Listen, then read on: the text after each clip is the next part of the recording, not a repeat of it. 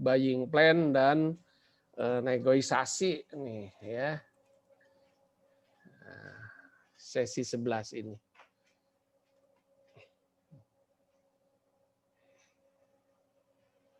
Oke. PPT saya udah muncul Pak Jaki? Sudah muncul. Oke. Baik, diterima dengan baik. Alhamdulillah Pak Jaki. Ya, jadi sesi ke-11 atau pertemuan 11 ini kita akan bahas mengenai buying plan dan negosiasi. Ya. Nah, tentu yang pertama mengenai rencana pembelian. Ya, rencana pembelian. Rencana pembelian di sini maksudnya adalah rencana pembelian barang dagangan. Ya, rencana pembelian barang dagangan.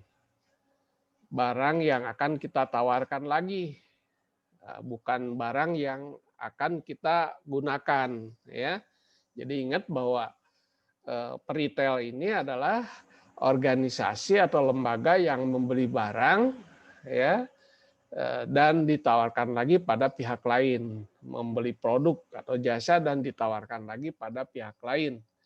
Nah, biasanya sih tidak mengubah barang ya, paling-paling juga mengubah kemasan, ukuran kemasan itu yang paling ini ya, yang mendasar.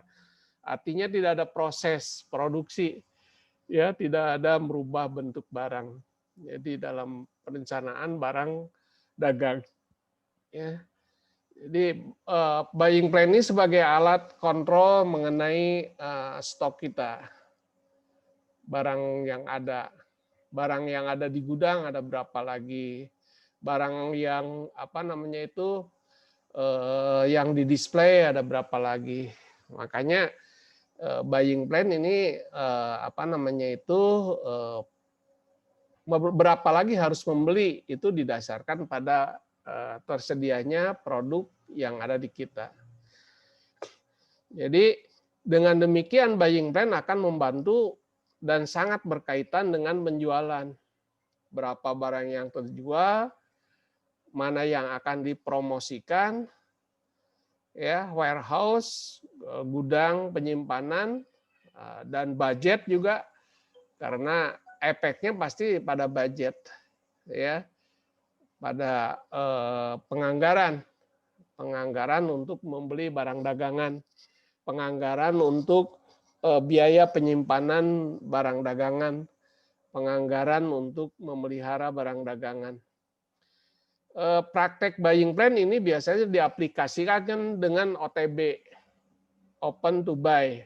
Open to buy itu satu model di dalam pembelian barang, ya. Artinya dengan cara terbuka. Nah, bahasa sekarang ini sering disebut dengan tender, gitu ya, dengan tender terbuka. Jadi buying plan ini sebagai penetrasi pasar. Jadi jangan sampai ada kurang, ada kosong barang di rak itu. Ya, barang yang di gudang jangan sampai kosong. Karena kalau barang dagangan kita kosong, konsumen akan beralih pada kompetitor kita, gitu ya. Dan bahkan mungkin bisa konsumen itu sering menyebutnya toko ini tidak lengkap, gitu ya. Nah itu berbahaya. Oleh karena itu, ya setiap kosong di barang yang di rak misalnya, ya, yang di display itu harus selalu diisi lagi, ya. Berapa unit lagi harus misalnya membeli, ya. Toko-toko independen tentu dia melakukan pembelian dengan cara tadi. Toko-toko yang merupakan jaringan, mereka kan mempunyai jaringan yang ini, ya. Bahkan mereka punya gudang untuk melayani berapa toko, kan ya. Kayak minimarket itu dia ditangani oleh satu bagian atau wilayah. Nah, wilayah ini memasok ke toko mana aja. Jadi setiap kekurangan atau berkurangnya barang dagangan, maka dia akan segera memasok, ya. Itu secara rutin biasanya itu pagi-pagi udah mobil-mobil box itu sudah masuk, gitu ya. Nah, karena nyangkut mengenai ketepatan pengiriman barang tadi, berapa jauh gudang itu ya. Ini nyangkut quality produk juga. Kenapa tidak kita simpan barang itu? Karena bisa mengakibatkan apa? Barang itu rusak misalnya ya. Kalau barang rusak nanti harganya turun. Quantity produk. Kalau barang itu semakin banyak kita simpan juga mengakibatkan biaya pemeliharaan, biaya penyimpanan, gitu ya. Biaya penyimpanan. Bahkan mungkin si produk itu ada yang dibeli secara kredit ya. Kalau dibeli secara kredit atau dibayar belakangan itu juga punya ini kan ya, bisa mengakibatkan apa namanya itu biaya. Kompetisi vendor atau supplier di mana kita dapat keuntungan, dapat memilih vendor, supplier mana yang tepat. Jadi dengan cara penawaran atau tadi OTB tadi. Jadi OTB ini suatu rencana pembelian yang dapat dipersiapkan suatu periode tertentu yang dibandingkan dengan tingkat penjualan sebelumnya. Tingkat penjualan sebelumnya berapa? Di dalam apa namanya itu dari grosir ke apa namanya pengecer itu ada yang sebutkan apa ya disebut dengan model apa namanya DO ya, delivery order istilahnya. DO. Jadi kita harus punya DO, delivery order. Nah, ini kalau itu jumlahnya itu harus ditetapkan. Jadi kalau sekarang bulan sekarang misalnya 100 ya, nanti yang akan datang itu minimal harus sama dengan 100 lagi ya, syukur-syukur bisa naik. Kalau turun itu biasanya delivery order itu agak rumit ya, harus ada penyesuaian. Tingkat pengendalian stok yang baik akan sangat membantu ketepatan dalam melakukan OTB. Membuat OTB yang baik harus melakukan analisa penjualan sebelumnya, penjualan saat ini, dan stok per item. Jadi dihitung per item ya, tiap hari. Sekarang sih tidak susah lagi. Kalau dulu ada stok opnam istilahnya ya, stok opnam itu mungkin Pak Jaki masih kenal gitu ya. Itu wah ngitungnya rumit ya satu persatu, bayangkan. Kalau sekarang barangnya yang sebanyak itu, misalnya hypermarket di stok opnam, wah luar biasa kan susahnya. Tapi berkat adanya si barcode ya, nah ini Mr. Bar ini punya andil yang luar biasa menemukan kode bar di produk itu ya, sehingga teridentifikasi lah. Jadi dengan scan semuanya bisa mudah ya, dengan mudah.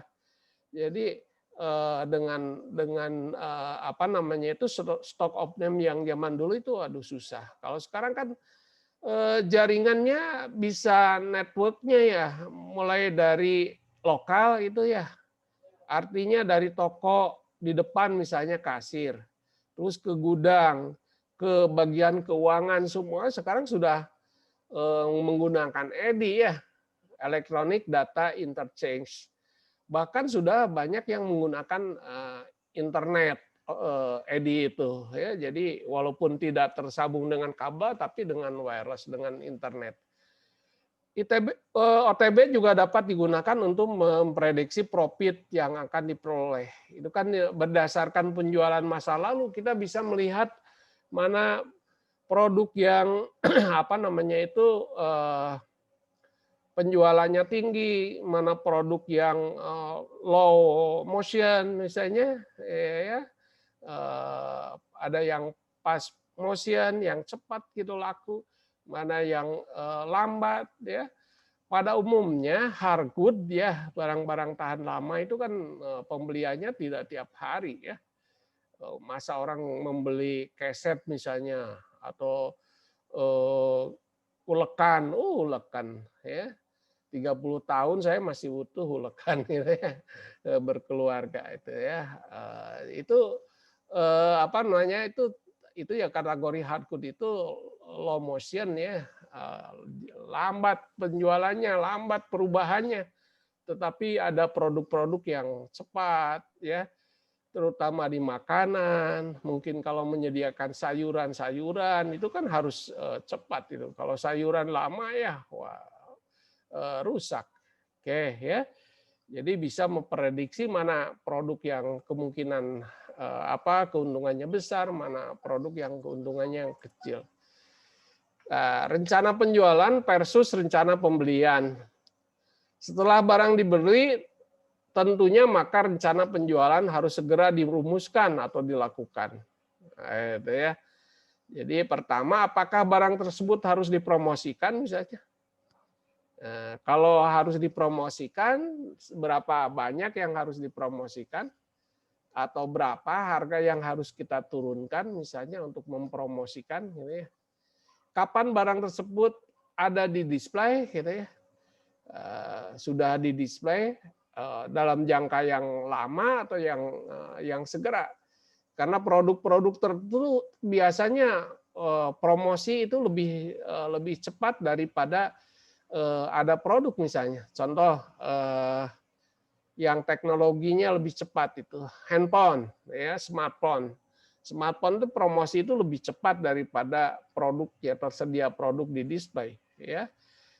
Jadi mengapa begitu? Karena supaya konsumen itu memutuskan pembeliannya cepat. Jadi disadarkan dulu bahwa ini ada smartphone yang baru, sehingga dibujuk dulu, gitu ya, penasaran dulu, tertarik dulu, dan benar-benar sudah terdorong untuk membeli. Yang berikutnya, seberapa besar space yang dibutuhkan. Nah, ini nyangkut mengenai tempat untuk display, ya, tempat di gudang, space di gudang. Minggu lalu sudah kita bahas. Bagaimana bentuk penataannya dan visual merchandise-nya. Nah, ini visual merchandise-nya. Kayak visual merchandise itu kalau pakaian itu mannequin misalnya ya, pop display, petunjuk harga itu adalah yang disebut dengan visual merchandise itu ya. Jadi mannequin misalnya pakaian itu adalah visual merchandise istilahnya. Di consumer good atau makanan itu label harga itu udah jadi visual merchandise. Kapan barang tersebut dilakukan penurunan harga? Nah, ini juga harus direncanakan. Ya, tahun baru ataukah ketika nanti lebaran ataukah ketika sudah barang itu tinggal sedikit gitu ya stoknya. Kapan barang tersebut tidak dijual lagi di area tersebut. Jadi sering dibatasi ya. Sering dibatasi. Manajer area suatu toko biasanya itu membatasi di display di situ ya. Nanti dipindahkan kemana. Atau juga ada yang kejam itu ya, sampai tidak boleh di display lagi, gitu harus ditarik oleh supplier itu. Ada yang seperti itu ya. Karena ya sebenarnya toko itu menjual lokasi kan ya, menjual tempat, menjual space sebenarnya. Ya, dengan demikian para pemilik produk itu nanti berlomba untuk memilih space atau lokasi yang sesuai, bahkan mungkin melalui OTB lagi.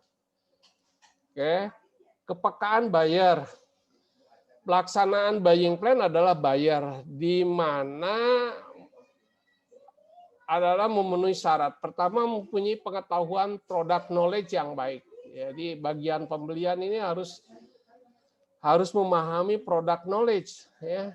Jadi kalau bagian pembelian tidak memahami product knowledge, wah itu terlalu ya. Oleh karena itu menempatkan seorang buyer ya, seorang bagian pembelian dia harus benar-benar paham ya, tahu bagaimana produk tersebut.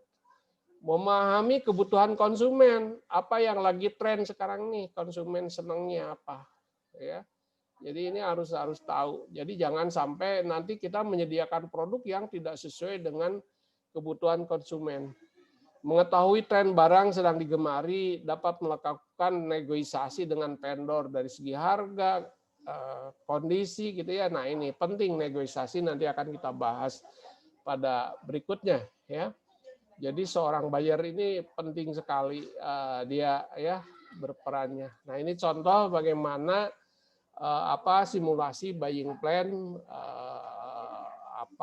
plan ordernya seperti ini nih, plan ordernya ya. Ini penjualan minggu lalu, stok hari ini, promosi yang ini, hari order ya, dan rencana order sekian ini unitnya. Nah ini apa namanya itu makanan ya. Jadi ini yang disebut dengan buying plan. Jadi buying plan tadi kan didasarkan penjualan masa lalu, penjualan hari ini, dan rencana yang akan datang. Oke, kita lanjutkan dengan negosiasi. Ya, negosiasi ini terkait dengan tadi apa namanya itu dengan vendor ya, melakukan kesepakatan dengan vendor supaya kita sesuai memperoleh produk yang sesuai ya. Negosiasi itu dilakukan untuk mencapai kesepakatan yang diterima oleh dua belah pihak ya. Jadi negosiasi itu bukan mencari pemenang atau pecundang. Jadi negosiasi itu menggunakan kemampuan sosial dan komunikasi yang efektif dan kreatif untuk membawa kedua belah pihak ke arah hasil yang positif ya. Menang-menang, win-win solution istilahnya. Ya, jadi negosiasi itu bukan ya merasa menang sendiri, tapi dia harus harus merasa mitra negosiasi itu, mitra atau disebut juga lawan. Nah, jadi dia juga merasa puas dengan apa yang dibicarakan itu. Jadi bukan dongkol ataukah mungkin istilahnya jauhnya tidak ikhlas. Ingat bahwa transaksi itu ya harus didasari dengan keikhlasan ya. Baru berkah. Kalau tidak ikhlas maka tidak akan terjadi keberkahan itu. Karena tujuan kita adalah berkah dari apa yang kita lakukan. Apalagi kalau bisnis itu adalah ya sunnatullah ya. Dan dicontohkan oleh Rasulullah ya bahwa inilah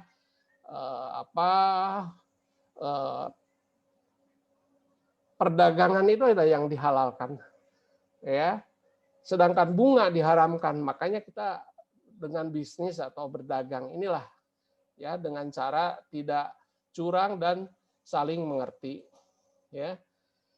Nah, mengenai apa sih negosiasi itu? Ini biasanya pada pilihan produk.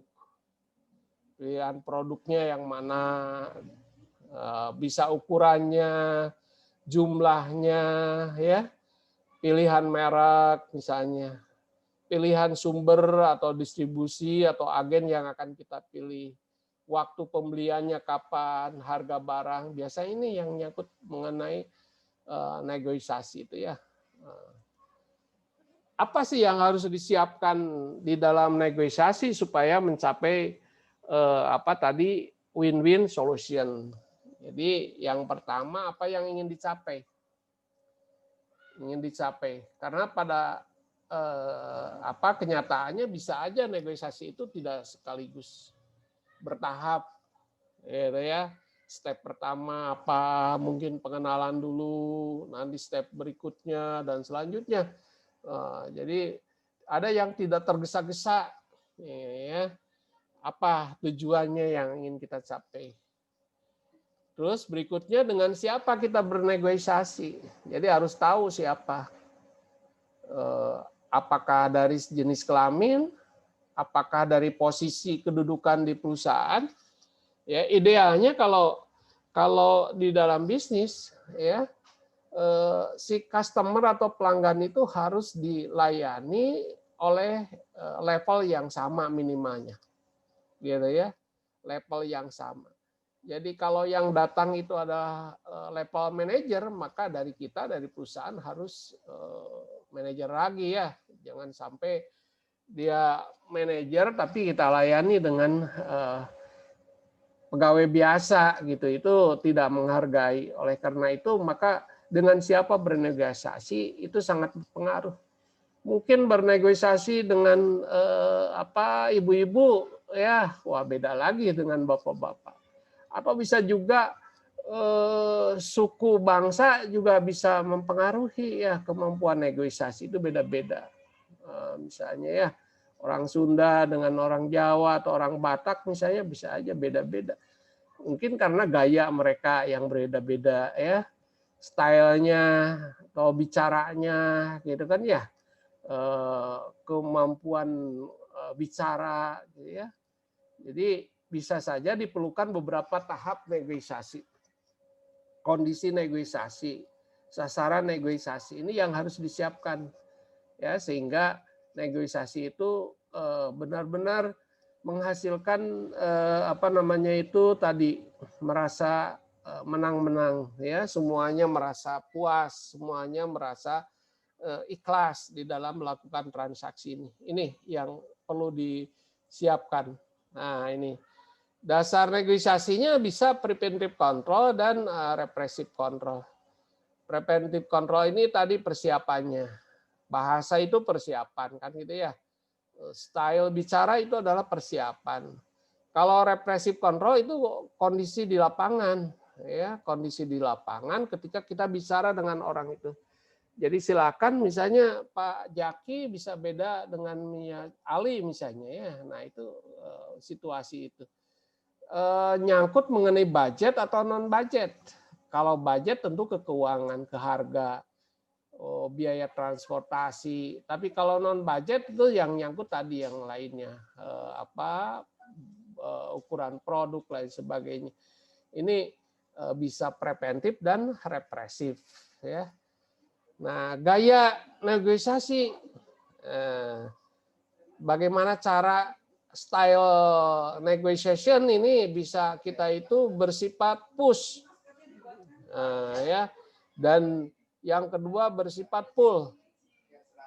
Kalau push itu memberi informasi, mengajukan usul, melalaikan kontribusi orang lain, mengkritik, bertindak sebagai pengganggu, semua taktik yang berlaku tergantung sifat dan konteks negosiasi. Jadi dia lebih agresif ini nih. Ini tipe-tipe orang yang semacam ini biasanya dominan ya, push ini. Nah, yang kedua adalah pull. Kalau menarik atau pull ini mengajukan pertanyaan, mendapatkan informasi, meminta saran, memastikan pemahaman, meminta kejelasan, menyatakan perasaan, ini yang pull. Ya silakan caranya yang kalau hemat saya ya gaya negosiasi ini harus situasional gitu ya, situasional. Artinya situasional itu lawan atau mitra negosiasinya itu seperti apa gitu. Karena gini, kalau kita misalnya gaya mendorong, push, terus lawan kita sama-sama push juga mendorong, itu biasanya tidak mencapai kesepakatan ya, agak-agak cekcok gitu, agak berisik biasanya ya. Tetapi kalau misalnya mitra negosiasi itu dia bersifat push dan kita strateginya ada dengan pull, biasanya cenderung bisa terjadi itu ya, lebih mudah gitu ya di dalam melakukan negosiasi. Nah, kekuatan berbicara tentang keluasan kita untuk beranjak kedudukan kita yang semula, bisa bersifat keras misalnya tadi, keinginan menang. Wah, ini bersifat keras ini lebih orang nyebutnya apa namanya itulah tadi egois gitu ya, tidak menerima tawaran apapun ya, jadi cenderung dia bersikap keras. Yang kedua adalah bersikap lunak, ya mengalah, ragu-ragu, sulit berkata, mengambil sikap keras beberapa persoalan dan bersikap lunak untuk persoalan lainnya, akan bergantung pada skala prioritas. Ini saya kira yang direkomendasikan ya, lebih baik situasional. Akhir negosiasi. Apakah semua pihak memahami dengan jelas apa yang telah disepakati? Apakah semua pihak berkomitmen terhadap kesepakatan? Ya. Jadi memahami, sudah paham, disepakati, terus komitmen, harus ada komitmen. Ya. Diperlukan pertemuan lain. Jadi bisa aja dilakukan pertemuan kecil atau besar ya. Jadi ada tambahan. Wah, kapan batas waktu negosiasi ini? Kepuasan dari kedua belah pihak. Karena kalau di dalam OTW biasanya dituangkan di dalam MOU ya, di dalam kontrak ya, itu MOU kontrak ya. Jadi kesepakatan hasil negosiasi itu di sana. Jadi memang kedua belah pihak nanti tidak bisa keluar dari draft kontrak yang sudah disepakati tadi. Ya, inilah saya kira materi yang dapat saya sampaikan pada pertemuan ini mengenai apa namanya itu